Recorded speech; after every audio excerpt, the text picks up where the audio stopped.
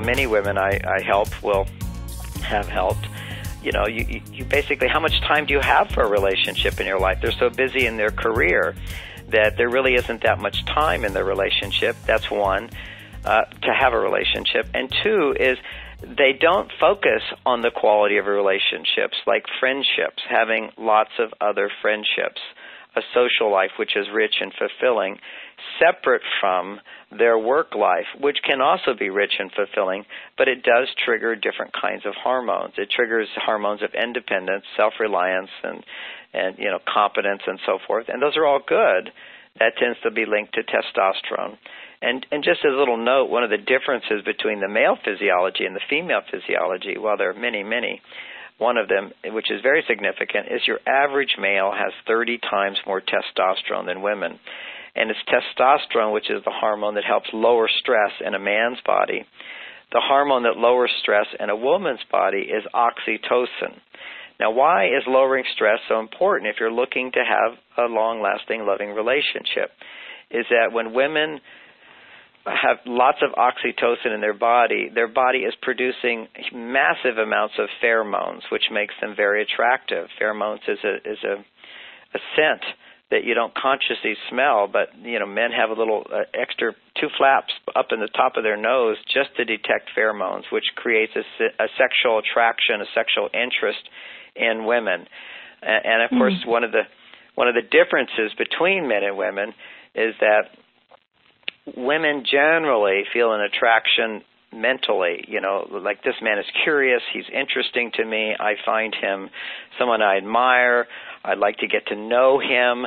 That is quite often when you have those kind of feelings, you're feeling attracted to the right guy. For a man, there's always this immediate awareness that, this is somebody I could be sexually attracted to. It's like men start down south and go north, women start north and go south.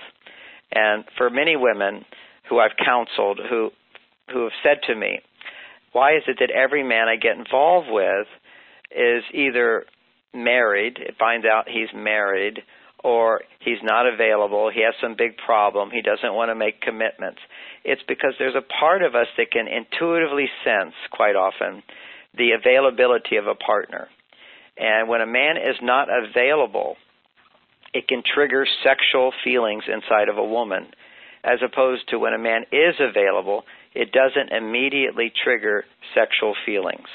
Now, this isn't always the case, but if it's been your history that you find that you get turned on to a man, and then it's only a one-night stand, or you get turned on to a man, you find that he's really not available for a relationship with you, or he's always the wrong guy, or he doesn't call back, that means that you're getting turned on to guys that are not available.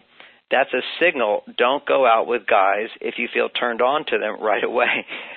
And run the other direction. Because it's also an indication. In psychology, we might say that there's an issue of unresolved issues with daddy or with a male figure, whereas a part of you is still seeking to find completeness by winning over the love of someone who wasn't available to you. And so that can create a sense of, I have to do something, be something different to get love, as opposed to finding a man who actually wants to be something different and do something different to win your love. See, that's very healthy in men. That's what pulls men out of themselves to become better. It's literally, and from this perspective, it's a man wanting to provide for a woman that gives him meaning in life, gives him purpose in life, to motivates him to be a better person, to succeed in providing a greater level of happiness for her. That's a very healthy thing for men, not a healthy thing for women.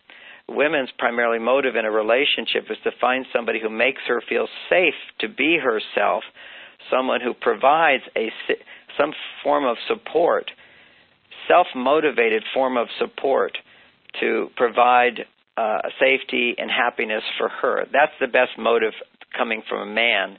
But for women, it should be seeking out the man who's willing to do that for you, not finding a man that you have to do that for.